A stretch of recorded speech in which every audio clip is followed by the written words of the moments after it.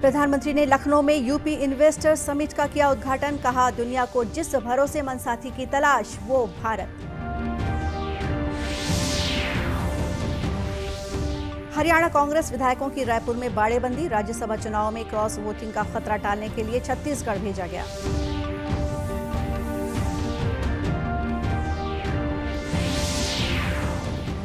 उदयपुर चिंतन शिविर के फैसलों को अक्षरशः लागू करेगी प्रदेश कांग्रेस। रायपुर में कार्यशाला के बाद तैयार हुआ रोडमैप।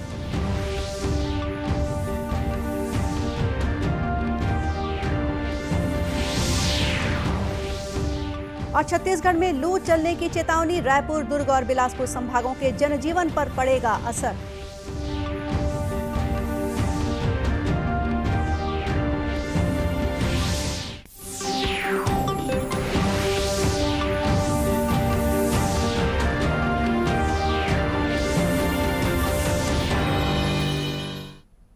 नमस्कार, आप देख रहे हैं दूरदर्शन समाचार। मैं हूं गोपा सान्याल और अब समाचार विस्तार से। प्रधानमंत्री नरेंद्र मोदी ने आज लखनऊ में आयोजित ग्राउंड ब्रेकिंग सेरेमनी में 80,000 करोड़ रुपए की 1,406 औद्योगिक परियोजनाओं का शिलान्यास किया।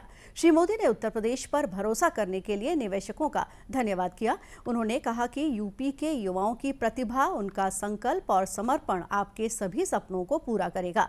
यूपी में 80,000 करोड़ रुपए से ज्यादा के निवेश से संबंधित समझौते हुए हैं। ये रिकॉर्ड निवेश यूपी में रोजगार के हजारों नए अवसर बनाएंगे। प्रधानमंत्री ने कहा कि दुनिया आज जिस भरोसेमंद साथी को तलाश कर रही है, उस पर खरा उतरने का सामर्थ्य सिर्फ हमारे लोकतांत्रिक भारत के पास है। जो वैश्विक परिस्थितियां बनी है, वो हमारे लिए बड़े अवसर भी लेकर आई है। दुनिया आज जिस भरोसेमंद साथी को तलाश रही है, दुनिया तलाश रही है, उस पर खरा उतरने का सामर्थ्य सिर्फ हमारे लोकतांत्रिक भारत के पास है। दुनिया आज भारत के पोटेंशियल को भी देख रही है और भारत के परफॉर्मेंस की भी सराहना कर रही है। कोरोना काल में भी भारत रुका नहीं, बल्कि अपने रिफॉर्म्स की गति को और बढ़ा दिया। इसका परिणाम आज हम सभी देख रहे हैं। हम G20 अर्थव्यवस्थाओं में सबसे तेजी से ग्रो कर रहे हैं। आज भारत ग्लोबल रिटेल इंडेक्स में दूसरे नंबर पर है। भारत दुनिया का तीसरा सबसे बड़ा एनर्जी कंज्यूमर देश है। बीते साल दुनिया के 100 से अधिक देशों से $84 बिलियन का रिकॉर्ड एफडीआई आया है। भारत ने बीते वित्तीय वर्ष में $417 बिलियन यानी 30 लाख करोड़ रुपए से ज्यादा का मर्केंडाइज एक्सपोर्ट करके नया रिकॉर्ड बनाया है। लखनऊ पहुंचने से पहले प्रधानमंत्री मोदी ने ट्वीट कर लिखा कि लखनऊ के लिए रवाना हो रहा हूं, जहां मैं यूपी इन्वेस्टर समिट के ग्राउंड ब्रेकिंग सेरेमनी में हिस्सा लूंगा।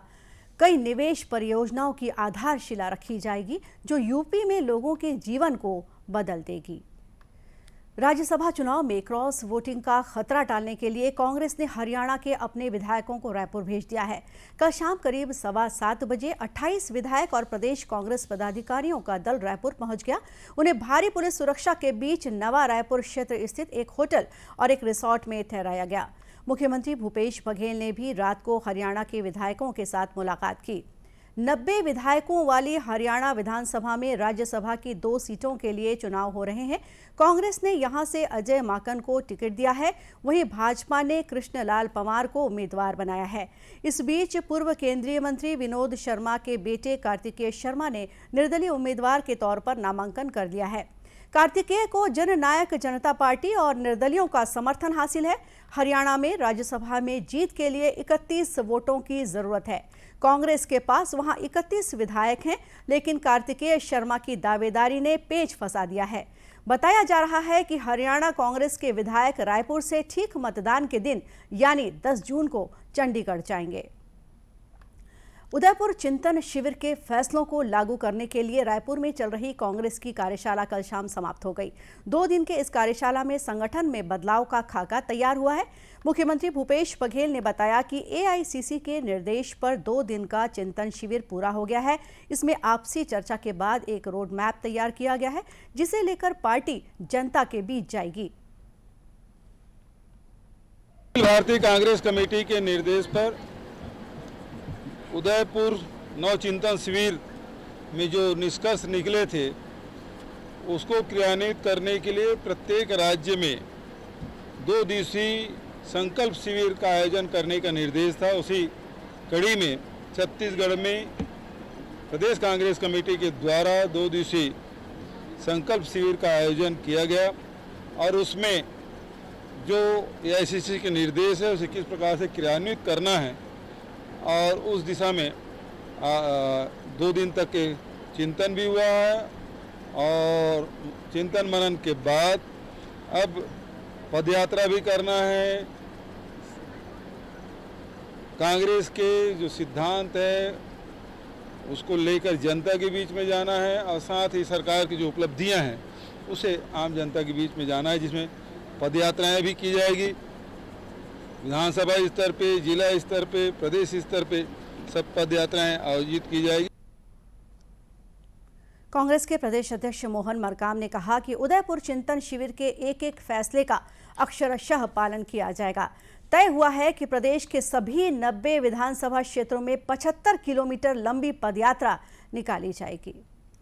आज विश्व साइकिल दिवस है। युवा कार्यक्रम और खेल मंत्री अनुराग सिंह ठाकुर ने नई दिल्ली के मेजर ध्यानचंद स्टेडियम से राष्ट्रव्यापी fit India freedom rider cycle rally का शुभारंभ किया। श्री ठाकुर ने रैली के दौरान साइकिल से 7.5 किलोमीटर की दूरी तय की। इस अवसर पर केंद्रीय मंत्री मनसुख मांडविया और किरेन रिजिजू के साथ 750 युवा साइकिल चालकों ने भी रैली में भाग लिया। श्री ठाकुर ने लोगों से फिट इंडिया अभियान को बढ़ावा देने के लिए साइकिल का उपयोग करने का आग्रह किया। कार्यक्रम एवं खेल मंत्रालय भारत सरकार ने भी एक अनूठी पहल की है। 3 जून विश्व साइकिल दिवस के अवसर पर साइकिल रैली का आयोजन किया जा रहा है। इस रैली के माध्यम से साइकिल से स्वास्थ्य को होने वाले लाभ का एवं पर्यावरण के प्रति जागरूकता का आग्रह किया जा रहा है। अमृतकाल के दौरान जनहित में अन्य गतिविधियों का आयोजन भी भविष्य में परस्पर जारी रहेगा। मैं युवा कार्यक्रम एवं खेल मंत्री अनुराग सिंह ठाकुर आपसे अनुरोध करता हूं कि आप अपने अपने क्षेत्रों में साइकिल रैलियों का आयोजन करें एवं अधिक से अधिक संख्या में लोगों को साइकिलिंग करने के लिए प्रेरित भी करें। इधर रायपुर नेहरू युवा केंद्र की ओर से आयोजित ऐसी ही रैली में 100 से अधिक उत्साही युवाओं ने भाग लिया।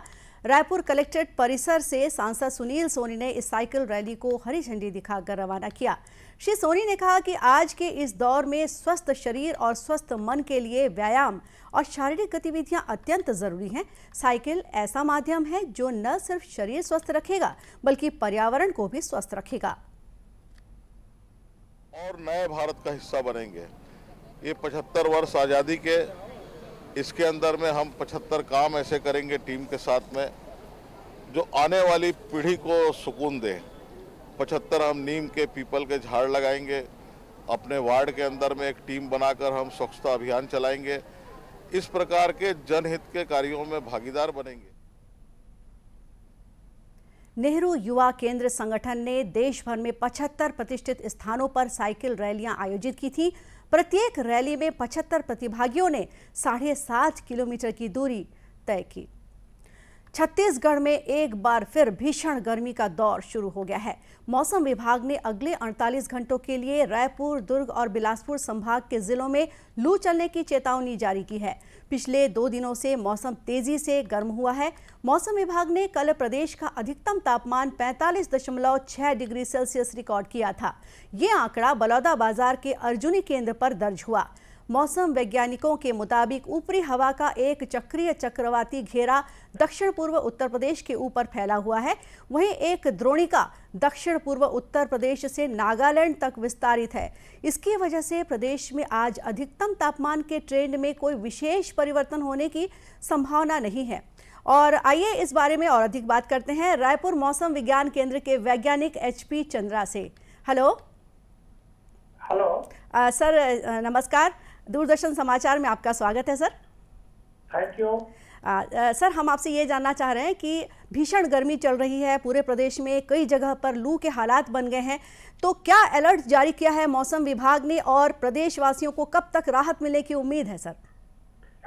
देखिए, उत्तर पश्चिम और पश्चिम से हवा आ रही है जो कि गर्म और थोड़ी शुष्क है, जिसके कारण से अभी लगातार तापमान में बढ़ोतरी देखने को मिला है। क्योंकि मानसून स्टेब्लिश होने के पूर्व पूरी जो पश्चिमी हवा है उसके कारण से ये स्थिति बढ़ रहा है।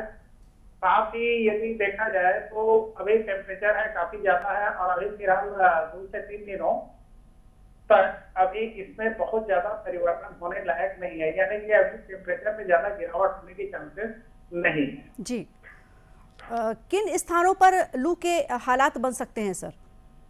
देखिए, मुख्य रूप से जो मध्य और भारत के क्षेत्र है जहाँ पर कि एलिवेशन भी कम है, दूसरी चीज राजस्थान से आने वाली नॉर्थ वेस्टर्ली हवा का प्रभाव है, वहाँ पर लू जैसी स्थिति है 1-2 पैकेट में बने रहने की संभावना है। जी सर, अगर मानसून की बात करें तो सर प्रदेश में मानसून की जो दस्तक है वो कब तक हम उम्मीद कर सकते हैं, और अगर पूरे देश भर में मानसून की स्थिति पर अगर नजर डालें तो क्या स्थिति दिखाई देती है? देखिए, अभी फिलहाल मानसून है केरल को पूरा कवर कर दिया है, साथ ही कर्नाटक है, तमिलनाडु के कुछ भाग में आ चुके हैं जी, और इसकी परिस्थिति अनुकूल बना हुआ है, जिसके कारण से वो लगातार आगे बढ़ने की संभावना बनी हुई है जी। यदि हम छत्तीसगढ़ की बात करें तो जगदलपुर में 11 जून को मानसून है पहुंचता है, जबकि रायपुर में 16 जून को है और 21 जून को है अंबिकापुर में। तो इस तरह देखें तो इस प्रकार से सामान्य परिस्थिति बने रहने की संभावना है जी। हाँ। यदि सामान्य परिस्थिति बना रहेगा तो सामान्य मानसून पहुंचने की स्थिति है, वो स्थिति के आसपास पहुंचने की संभावना रहेगी। जी जी, बहुत बहुत धन्यवाद सर आपका। HP चंद्रा जी हमें जानकारी दे रहे थे। और अब कुछ खबरें जिलों से लेते हैं।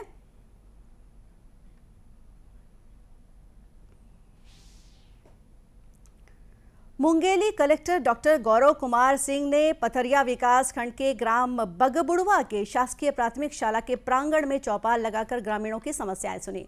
कलेक्टर डॉक्टर सिंह ने ग्रामीणों से ग्राम में मूलभूत सुविधाएं, सड़क, बिजली, पानी, राशन, पेंशन के अलावा दिव्यांगता प्रमाण पत्र, राजस्व प्रकरणों के निराकरण आदि के संबंध में जानकारी ली और संबंधित अधिकारियों को त्वरित निराकरण के निर्देश दिए। कलेक्टर ने मुंगेली के डॉक्टर श्यामा प्रसाद मुखर्जी स्टेडियम पहुंचकर सेना एवं अन्य बलों में भर्ती की तैयारी कर रहे युवाओं से भी मुलाकात की। इस दौरान उन्होंने युवाओं को सफलता के सूत्र बताए। जांजगीर चांपा के पुलिस अधीक्षक विजय अग्रवाल ने जिले भर के थाना और SDOP ऑफिस के मददगार पुलिसकर्मियों की बैठक ली। इस दौरान उन्होंने दस्तावेज संधारण को व्यवस्थित करने, आदतन अपराधियों की लिस्ट बनाने, जब्त गाड़ियों की जानकारी तैयार करने के निर्देश दिए। SP ने पासपोर्ट, चरित्र सत्यापन और बंदूक लाइसेंस के लंबित आवेदनों को 3 दिन के भीतर अभियान चलाकर निपटाने को कहा है। कबीरधाम के चिल्फी और बोरला थाना पुलिस ने संयुक्त कार्रवाई करते हुए मोटरसाइकिल चोरों के एक गिरोह को पकड़ा है। आरोपियों के पास से चोरी की 7 मोटरसाइकिल बरामद की गई है। इसकी कीमत 1,20,000 रुपए बताई जा रही है। इस कार्रवाई में कबीरधाम और बिलासपुर जिले से 3 लोगों को पकड़ा गया है। पुलिस ने पकड़े गए आरोपियों को न्यायालय में पेश किया, जहां से उन्हें जेल भेज दिया गया। और इसी के साथ ये समाचार बुलेटिन यहीं समाप्त हुआ। नमस्कार।